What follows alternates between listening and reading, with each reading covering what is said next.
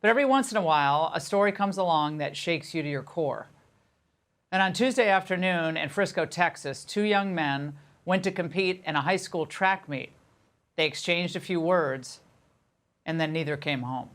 Hello, and welcome to WalkTheTalk, a platform dedicated to exploring spiritual themes, delving into the enduring truths found in God's Word, and encourage you to live a life grounded in His teachings.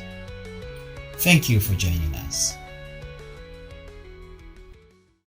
On April 2nd, 2025, at a track meet in Frisco, Texas, tragedy struck. 17-year-old Austin Metcalf, a student athlete, a 4.0 GPA student, a leader among his peers, was fatally stabbed by fellow student Karmelo Anthony. It began over something small. Austin asked Karmelo to move from a tent reserved for his team. Words were exchanged. Tensions rose. Karmelo reached into his backpack and pulled out a knife and stabbed Austin in the chest, and that was it. After his arrest, Karmelo admitted to the police officer that he did it. "He put his hands on me. I was defending myself," he said. Just like that, in a moment of anger, a young life was lost. Loss and sadness and senseless, violent crime. Now, we see it reported on screen small and large, and sometimes even live stream talk about depraved. And we see it so frequently, we risk becoming numb to these tragedies. But every once in a while, a story comes along that shakes you to your core. And on Tuesday afternoon in Frisco, Texas, two young men went to compete in a high school track meet. They exchanged a few words, and then neither came home. 17-year-old Austin Metcalf was senselessly murdered, stabbed to death, and he died in his twin brother's arms. All of a sudden, I see him running down the bleachers, grabbing his chest. He just blood rushing out. He said, "Yo, you got stabbed, you got stabbed." First, I froze for half a second. I didn't know what to do. And then I saw him about to fall. I went to go over there. I grabbed him. I see. In an act that stunned many, Austin's father, Jeff Metcalf, chose forgiveness. He didn't demand revenge. He did not stir up hate. Instead, he called for unity, for healing in a broken community. Shattered by that loss, Austin's father, Jeff, says he already has forgiven the murderer, and he joins us now. Your message to America tonight about faith and forgiveness in tragedy. Okay, well, I'm deeply rooted in my faith, and without the Lord, I would not be blessed with my sons. I would not have the ability to be able to forgive. The thing about forgiveness is this: I don't forgive for the other person. I forgive for my own peace. I can't carry that around me. It would be like cancer. It would eat me up inside. So the Lord teaches us to forgive. Now, am I angry? Yes, I'm human. But I have to live with myself, so I have to forgive. And I'd like to tell what the world needs is more kind people.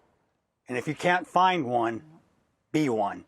But when Jeff tried to attend a press conference held by Karmelo's family, hoping to pray together and foster peace, he was kicked out, escorted out by police, threatened with trespassing charges if he stayed.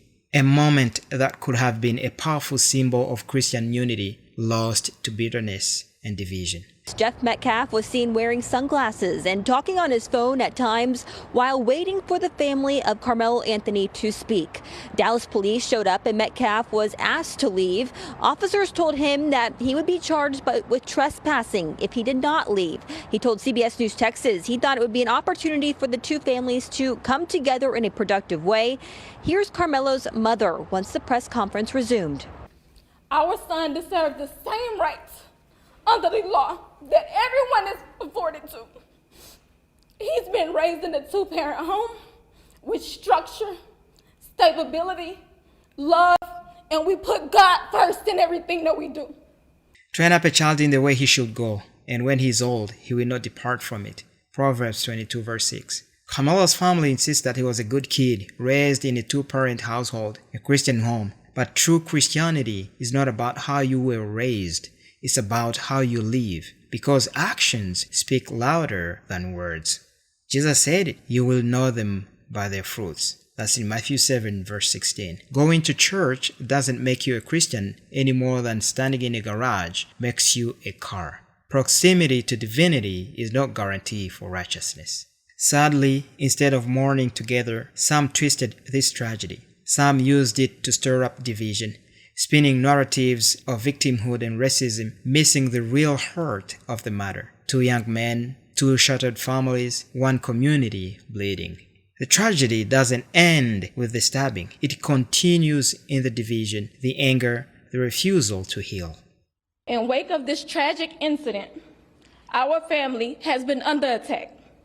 Whatever you think what happened between Karmelo and the Metcalf boys, my 3 younger children, my husband, and I didn't do anything to deserve to be threatened, harassed, and lied about.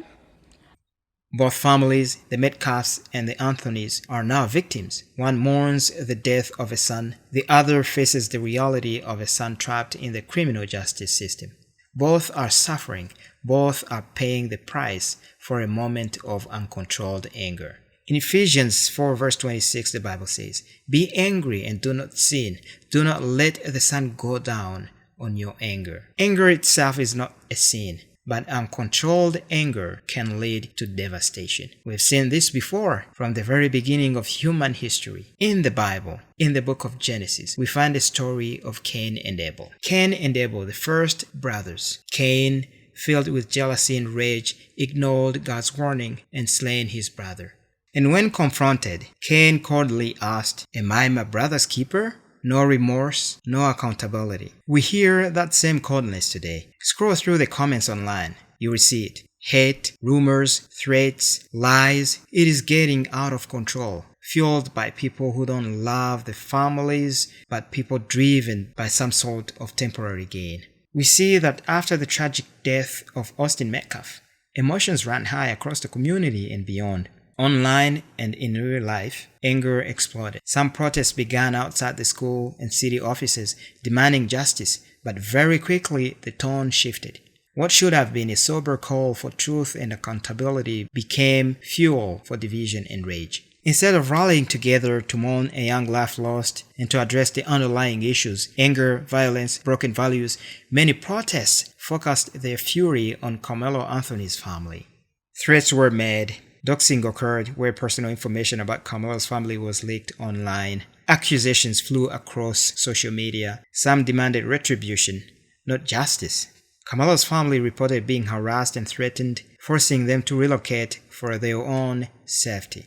It's heartbreaking. One young man was lost to violence, and the family of the other was driven into hiding by fear, not because they condoned the act, but because the mob mentality demanded a target for its rage. What's worse, some groups twisted the narrative, framing Karmelo as a victim of systemic injustice, while others demonized him and his family as irredeemable villains. Sadly, it wasn't just Karmelo Anthony's family that faced backlash.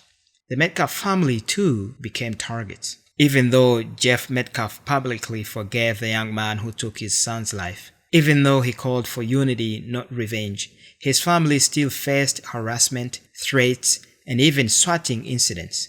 Swatting is a dangerous and illegal practice where false emergency calls are made to send police or SWAT teams to someone's home. That put the Metcalf's safety at serious risk.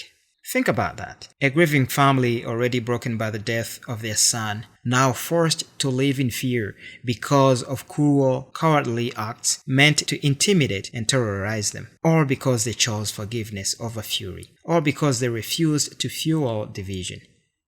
This is a tragic reality when a community gives in to hatred instead of healing, when anger is allowed to rule instead of Christ's love. Romans 12 verse 17 and 18 reminds us, "Do not pay anyone evil for evil.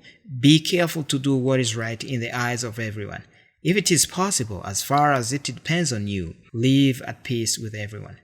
But instead of peace, some chose escalation. Instead of compassion, they chose cruelty. And the two hurting families were made to suffer even more.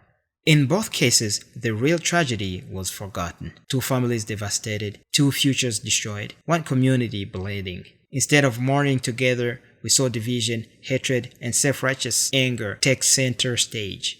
James 1:20 reminds us that human anger does not produce the righteousness that God desires. And here it is again in our modern day, repeating the ancient sin of Cain. When anger is not surrendered to God, it consumes and destroys. This tragedy reveals how quickly we, even those claiming to follow Christ, can let grief turn to rage and righteous pain turn into unrighteous hate. Christ and Christ alone can give us victory over hatred, anger, and sin. Even Dr. Ben Carlson, one of the most brilliant minds of our time, once confessed that anger nearly destroyed his life. Only through surrendering to Christ did he overcome it. I was an extraordinarily selfish young person as an adolescent. And I was a person who thought I had a lot of rights. The more rights you think you have, the more likely someone is to infringe upon your rights. So people were always infringing on my rights. And I would go after people with baseball bats. I would get in fights. And once I even tried to stab another youngster with a knife. The scene is well depicted in the movie Gifted Hands, which Cuba Gooding Jr. Plays my part. But, you know, after that incident, I locked myself in a bathroom. And I started contemplating my life, and I realized, you know, trying to kill somebody over nothing, that I was seriously deranged. And, you know, I prayed, and I picked up a Bible in the bathroom, and it had all these verses in it about fools. And I said, wow, does that sound like me? But it also had a lot of verses about anger. Proverbs 19:19, there's no point getting an angry man out of trouble. He's just going to get right back into it. Or Proverbs 16:32, mightier is the man who can control his temper than the man who can conquer a city. And verse after verse, chapter after chapter, they seemed like they were written for me. And while I remained in that bathroom for 3 hours, I came to an understanding that it was not a sign of strength to punch somebody or to kick down a door. It was a sign of weakness. It meant that you could be controlled by other people and by the environment. And I didn't want to be controlled. But I also came to understand that it was my selfishness. Because somebody was in my space, somebody was taking my thing, somebody was doing something to me. It was always about me and my and I. And I said, if you can step outside the center of the circle and let it be about somebody else, maybe that will change things. And I started trying that day. And I've never had another angry outburst since that time. What can we learn from this tragedy? Number 1, train up a child. Train up a child in the way he should go, and when he's old, he will not depart from it. Proverbs 22, verse 6. Raising children isn't just about telling them what is right. It's about showing them every day what is right. Showing them, not telling them. Faith is caught, not just taught. If we want our children to walk in truth, they must first see us live it. Daily modeling Christ in our homes, our decisions, our relationships lays the foundation that sermons alone never could. Parents, pastors, mentors, the next generation is watching us. What are they seeing? Lesson number 2, manage anger. Be angry and do not sin. Do not let the sun go down on your anger. Ephesians 4 verse 26. Anger itself isn't sin. Even Jesus showed righteous anger. But uncontrolled anger becomes a ticking time bomb. Left unchecked, it destroys relationships, futures, and lives, just like it did with Cain and Abel, and now again with Austin and Karmelo. We must teach and model emotional self-control. We must show our young people that strength isn't in throwing fists, it's in mastering the spirit. Lesson number 3, resolve conflict. Blessed are the peacemakers, for they shall be called sons of God. Matthew 5 verse 9. In a world eager to escalate every disagreement into a battle, Christ calls us to be different, to be peacemakers, not just peace lovers. It takes strength, humility, and wisdom to calm tensions, to seek understanding, to step away from violence when pride screams otherwise. We must equip our youth not just to stand up for themselves, but to stand up for peace. This tragedy teaches us that if we do not actively train, guide, and shepherd the hearts of the next generation, the world will. And it will lead them straight into distraction. The stakes are eternal. We must live the message of Christ boldly and consistently, starting now. Let us not let this story become another headline forgotten.